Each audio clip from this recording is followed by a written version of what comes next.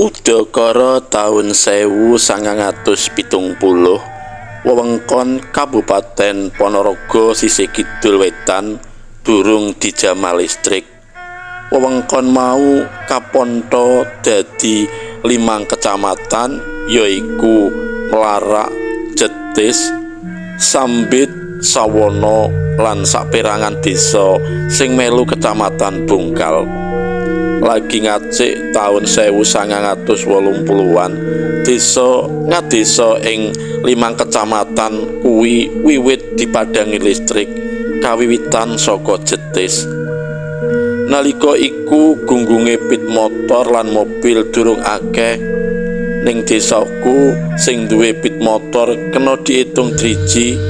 Nom-noman jaman semono yen dudu anake PNS sing antuk kalodhangan kredit pit motor utawa anake wong sugih yen dolan trimo nunggang sepeda ontel kepara malah ana sing mlaku ndlamak.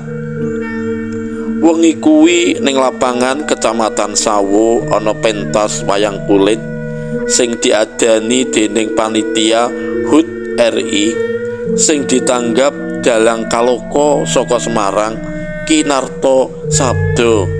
Jaman semono wis arang jempolan bisa ngrawuhake dalang siji iki, ya ora nggumunake wong wewengkon Kecamatan Sawo kuwi dumadi luwih saka 10 desa tur kepitung lemahe subur satemah wargane padha makmur. Panut bocah umur 13 tahun mlaku dahe 3 kilometer bot-bote kepengin weruh kridone kondang Kinarto Sabdo. Laku 3 kilometer kuwi kepitung durung apa-apa, awit ana uga sing nempuh lelaku nganti 10 kilometer mung betheke supaya bisa nonton Kinarto Sabdo sing kalokeng rat kuwi. Ora mokal yen pandemen wayang padha ngluruk sawu awit saksuwene iki Kinarto Sabdo mung dirungu suarane lumantar radio utawa ngepasi ana wong duwe kajat. Ngono wae sing duwe radio durung akeh. Kanthi mlaku dampyak-dampyak karo mitra ruange, wong-wong sing bakal nonton wayang mau ora krasa kesel sebab sineling geguyonan. Semono uga panut sing isih durung umur kanthi semangat 45 dheweke mecaki lurung sing watune pating pendosol. Gayenge wayang datan kacarita nanging nalika mlebu pathet songo ngantuke panut ora kena diampet.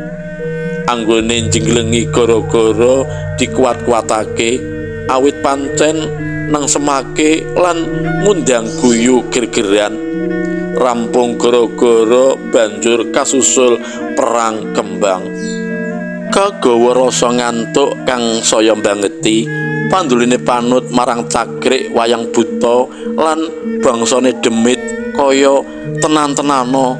Cakrik wayang iku mangaribawani pikirane panut, blandang menyang papan-papan wingit.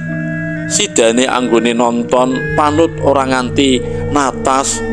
Panut ndisiki bali tanpa kanca merga ngantuke wis ora kena disayuti. Wayahe kira-kira jam 1:30. Rikala lakune wis sawetara adoh saka nggon wayangan, dalane katon peteng lan sepi. Panut mandeg mangu anggone arep mbacutake laku, gek wani gek ora. Binarung pikirane durung uwal saka cakrik wayang buta lan demit. Ing perang kembang mau kitoke saya mengkorok, pepuntone lakune saya dirikatake murih enggal tekan omah. Embu saka ngendi sangkan parane, ujug-ujug lakune panut ana sing jejeri. Wiwitane panut jenggirat kaget, nanging bareng ngerti yen sing jejeri mau wong lanang klambi ireng khas Ponorogo, atine panut dadi ayem. Saking ningali ringgit, Lek. Semantane Panut mbukani rembug. Wangsulane pawongan kuwi kok namung piyambakan. Senadyan anggone mangsuli mung hem-hem, nanging wis bisa nundung rasa wedine Panut. Nganti adoh lakune pawongan mau datan kumecap sak tembung-tembunga marang Panut. Gandeng Panut isih durung pinter golek bahan omongan, mula anane mung mlaku barengi pawongan kuwi. Saka rumangsane Panut, pawongan kuwi lakune sangsaya rindik nganti ora krasa posisine Panut wis ana ngarepe. Panut rada gragap nalika mengo memburi. Saka rumangsane Panut, pawongan sing nyandang panganggo sarwa ireng iku blegere sangsaya modha dhuwur lan gedhe engga meh madani dhuwure dapuran pring. Panut saya keweden bareng wewujudan kuwi dadi gepeng kaya wayang kulit. Praupane wimbuh ngegirisi, mripate mlorok pindha buta, untune mawa siung. Panut wel-welan kanthi dikuat-kuatake dheweke nuli melayu sipat kuping nyasak petenge para esuk. Rumangsa wis adoh, Panut banjur mengo. Atine dadi plong awit wewujudan gepeng dhuwur angklung-angklung mau ora ngoyak.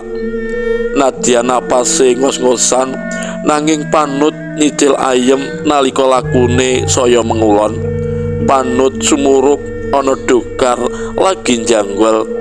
Sajake dokar kuwi meruput anggone mangkat golek momotan merga pasarane ngepasi kliwon.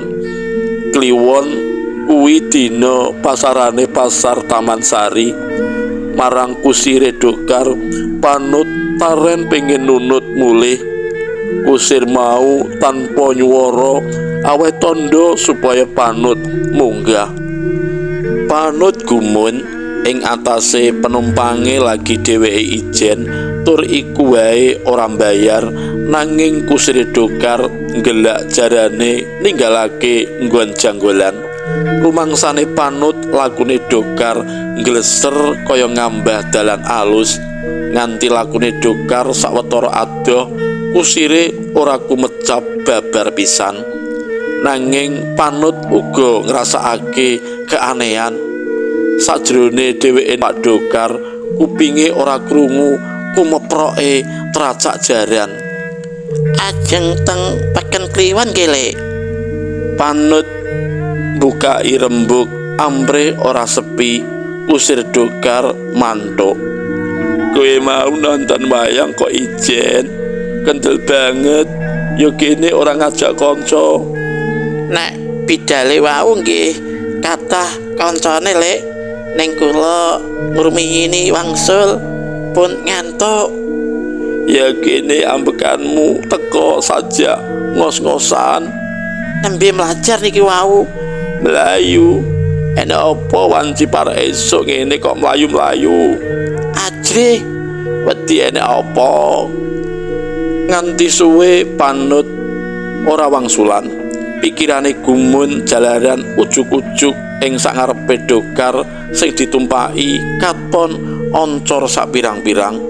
Panggonan kuwi memper pasar wayah bengi. Wong-wong sing ana kono ora cetha praupane. Eloke meh kabeh wong wadon menganggo sandangan dawa rupa putih. Semono uga sing lanang, senadyan ana sing nglego nanging tetep kalungan kain kang wernane uga putih.